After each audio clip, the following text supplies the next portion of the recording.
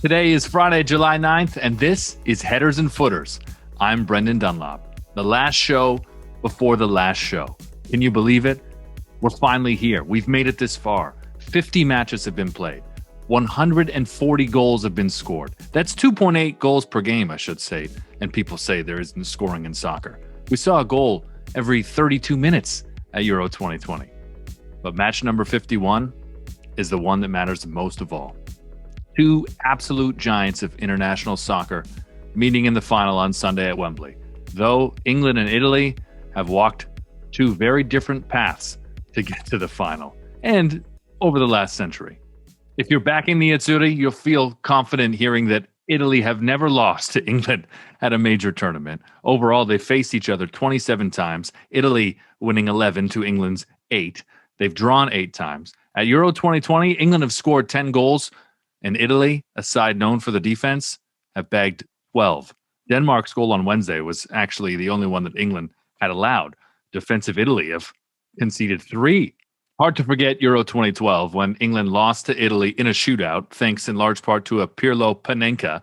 They also lost to Italy in the group stage at Euro 1980. You won't be surprised that England are the bookies' favorites because, of course, England and gambling. That line's going to move, though. It's going to move a lot closer to kickoff. As I'm recording this, you're getting 2-1 odds for Italy to win in 90 minutes and 2-1 odds to see this go to extra time. That might be the play. Minus 125 is what the line is for England to lift the trophy. You're getting even money if you like Italy to do the business. The odds really can change your feeling about a match, can't they? I mean, when the quarterfinals were set, I thought we were getting an Italy-England final. I really did, seeing how it shaked down. I also thought at that time that Italy would win easily. Now I'm on the fence. I am. Yes, they needed luck and good fortune, but England really have learned to win at Wembley. Wednesday's win was their 15th in their last 17 at the National Stadium. Bit of luck, yes, for Harry Kane, that Kasper Schmeichel was Denmark's goalkeeper. Kane has scored 15 goals against Kasper Schmeichel for both club and country. That's the most goals that he's put past any one keeper. And the match winner against Denmark was Kane's 10th England goal at a major tournament, drawing him level with Gary Lineker. If he scores 2 more on Sunday, England will likely win. But 6 goals at his second straight tournament would see Harry Kane win the Golden Boot for the second straight tournament. Well, I started Headers and Footers with a preview featuring Laura Armstrong from the Toronto Star. So naturally, a finals preview would also include Laura Armstrong. Thanks for joining me to talk about England versus Italy, because as anyone who reads your columns in the Toronto Star knows, you have some invested interest in this final. I can't believe I have a vested interest in a final. Let's start there. That's a very exciting place for an England fan to be. But yeah, I definitely have some vested interest. Thanks for having me back. I can't believe we're done. It feels a little bit crazy that this is already over. And it feels a little bit crazy that we're still talking about England at this point. I can't believe it. A foreign feeling, completely foreign feeling to see them in a final. I will not ask you if it is coming home or if it is going to Rome. Naturally, that will come up. And obviously, I just wanted to be able to say that once in the program. Looking at England, though, who will feel like the favorites, are the bookies' favorites at least, but will feel as though home could be the big swing. Home advantage could be that. What do you think they will find most difficult about this Italian side they're going up against that truly is nothing like the Italian sides that have reached finals previously? What I will say is that I personally, as an England fan, do not feel like England is the favorite. I still think that the Italians are the favorite because of the magnitude of the moment. I think that everybody, the bookies and the players, and maybe this is just my natural inclination to say, absolutely not the favorites. They're not going to win, to protect my own feelings for, when something bad happens. But I don't necessarily know how well England managed the magnitude of the moment against Denmark. I think that you watched them sort of lose their shape. I think you watched certain players lose their cool. They looked chaotic sometimes. Their defense didn't look up to the standard that it has looked throughout this tournament, which is what I think has really gotten them to this point.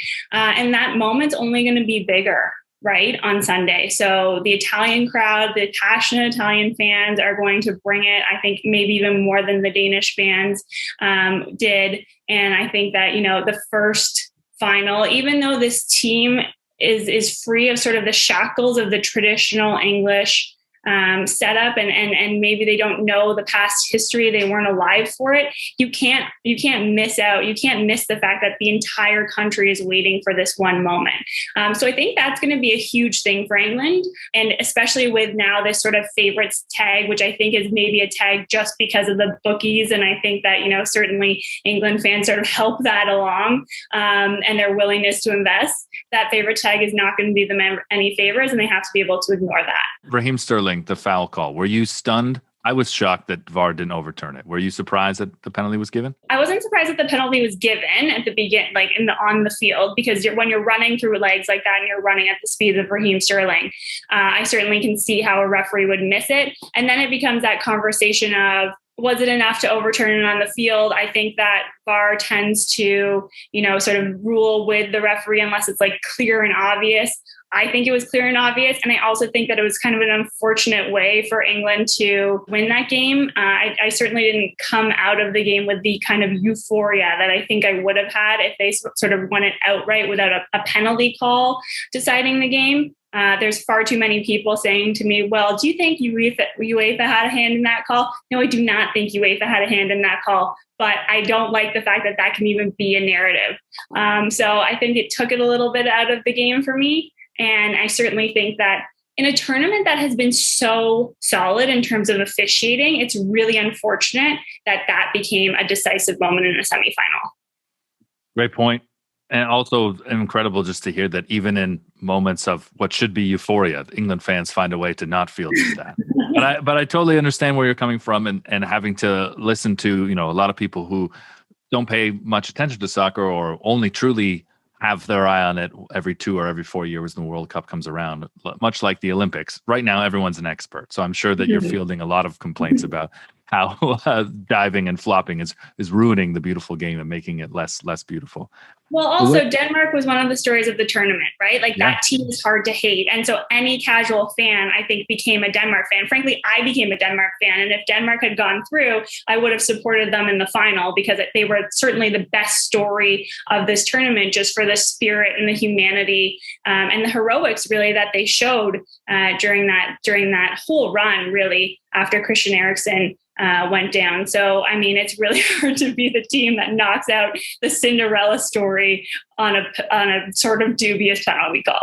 I mean, it could have been its own standalone movie, and you would have come away from the theater thinking like, wow, what a story. Would never happen in real life. So Denmark tournament really was storybook stuff. So if VAR did overturn that penalty call, there was no penalty. They go to penalty kicks. Did you have any faith in Jordan Pickford versus Kasper Schmeichel? No, I didn't. This is when we're like looking forward to the final. I think that this is one of the things that worries me most about England. Jordan Pickford, I think, was awful, pretty awful against Denmark. His distribution was bad. He was one of the guys who looked like he couldn't manage the moment. And then you're going up against a guy like Donnarumma, who's like one of the best goalkeepers in the world, has physicality over Jordan Pickford, has like this sort of presence that Jordan Pickford, I don't think, doesn't has. And I think that that's going to be a huge battle going forward. And I mean, even against Kasper Schmeichel, I was like, no, this is not great, which is frankly what makes the whole conversation, difficult about the England game, is the fact that I felt like you could have that conversation and certain people would say, oh, England was going to go on and win it. They were so dominant for the final 40 minutes. And the counter to that is, had Denmark done just enough to get to penalties, I really think that they would have had a shot to go through.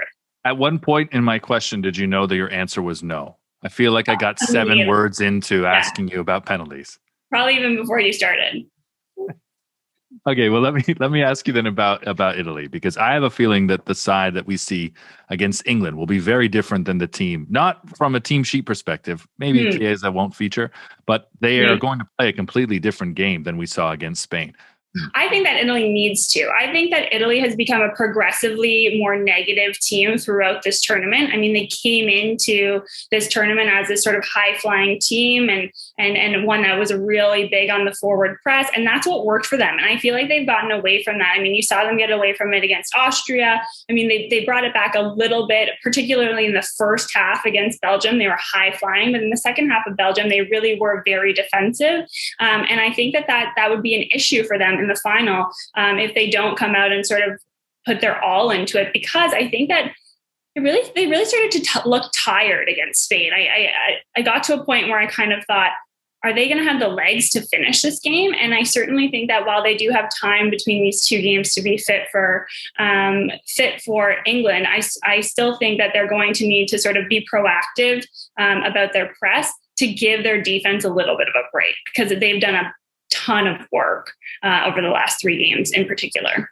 Give me a game changer from both sides. One player that you think can turn this match on its head. Looking at Italy, I did not think that Jorginho would be as impactful as he has been. And he has been maybe one of the best players in this tournament. And Nikki Bandini said on Headers and Footers when I had her on at Wembley after the semifinal, he's got to be in the Ballon d'Or conversation right now, Jorginho. Oh, absolutely. And you know what? I don't think that he had his best showing against Spain. I think that he let Busquets do a little bit too much on the ball. So I think that he's going to want to come, although we're always going to remember his very cool penalty like that. I think that's going to be one of those moments of the tournament. But I think that Busquets kind of like outplayed him at certain points in that game. So I think that he's going to want to step up and be that guy for Italy. And I don't really know necessarily who Gareth Southgate will counter with, though I would say that like Declan Rice and Calvin Phillips are the 2 guys that I would for sure put on that team sheet. I still have no idea what Gareth Southgate is going to do, what makes picking a game changer for England so difficult. But I guess it's probably going to be Sterling. He's been the best player of the tournament. Sterling or Kane would be the go-to game changers, because they seem to be, along with John Stones now and Harry Maguire, the constants. I do think that he may go 3-5-2, Gareth Southgate, that we might see Kieran Trippier. But I don't think you're going to see Phil Foden or Jack Grealish or Jadon Sancho start. I truly don't. I think that perhaps Foden just showed a glimpse of how much better he can be with more minutes on the pitch. I hate that Gareth Southgate is allergic to playing Phil Foden and Jack Grealish together. As a fan of the beautiful game, this is something I very much want to see. We might see it perhaps in parts against Italy, but it depends on how that whole match plays out. One player that I would say that I'm surprised that I think would be a game changer as we're having this conversation is Luke Shaw. One thing that England really struggled with against Denmark was that Denmark had these really solid center backs. And for a lot of time, there were 5 players behind the ball. And you're going to come up against 2 very solid center backs in Bonucci and Chiellini. And I think that they're going to need to be able to come at this team from different aspects. And we saw the difference that Luke Shaw can make against Germany. We saw it against Ukraine. And then he was pretty non-existent against Denmark. And I think they're going to need a guy like him back and running the channels to pose different threats. Because if it's just Kane and it's just Sterling, I think that there are ways that Italy can easily shut them down. Great point. Looking at this tournament as a whole, it has been amazingly entertaining. The quality of the games, specifically in the knockout rounds, really has been special. And there's been so many storylines. So I'm going to ask you to pick one that you feel like you'll remember the longest from what was a tournament we waited the longest for. One that's like kind of out of bounds that I don't think people are talking enough about is like the impact of the young players. I think that's going to be something that is going to be very interesting for me, like talking about England, the Jadon Sanchos and the Bukayo Sakas, and then talking about Denmark and Damsgaard and Dahlberg, like 2 of my favorite players to watch in this tournament. The Spanish team, the youngest squad in the tournament, was incredible. What, has made me feel great about this tournament, which is a tournament that I've loved more than I think any tournament I can remember in recent memory, just I think because it feels like a return to normalcy after a very difficult 16 months. Soccer is in a great place right now, and I think we're going to see more of it. I'm so excited for the World Cup next year to see how these young squads like a Denmark and like a Spain assess what happened at Euro 2020 and make their teams better and go out and I think compete at a very high level in the next major tournament. I agree with so much of what you said, and also that soccer really is in a great place right now in this country. So I'm really glad that we got to do Headers and Footers and actually work together on air on the same project. So thank you very much for being a part of what really was a great tournament and a great time for me here at Toronto Star. Thank you for joining us. And also, I look forward to celebrating England's win with you. I do love her confidence. I was at the final in Paris 5 years ago to watch Portugal, the birthplace of my mother, take on France in France. Portugal and CR7 just getting to the final, that was a trophy. Me getting to the final to watch that was an even bigger trophy. And it's been 5 years. I still can't believe Portugal actually won Euro 2016. And I imagine that's how England fans feel going into this final. Many, like Laura, have spent their entire lives just waiting for England to break their hearts. You thought Montreal was a nasty place after the Canadians win or lose? Can you imagine what it would be like in England? Laura mentioned the officiating has been great at this tournament, and it has. 48-year-old Dutch referee Bjorn Kuipers is going to be the man in charge on Sunday. He refereed the 2014 Champions League final between Atletico Madrid and Real Madrid. I can't believe that was 7 years ago. It was 25 years ago that Gareth Southgate missed a penalty to get England to the Euro 96 final. Now, as a manager, he's brought England to the Euro 2020 final. It's been 55 years since Sir Bobby Moore and company won the World Cup at the old Wembley. This is the longest gap between finals appearances for any European country. Finals are always tight and rarely the goal fest that we want to see. Denmark's goal on Wednesday was the first that England had conceded in 691 minutes. So is it coming home or is it going to Rome? I can't wait to find out. Honestly, this entire tournament has been incredible. We've got one more game, which means I have one more show after the match on Sunday, the grand final. Thanks for kicking it with me.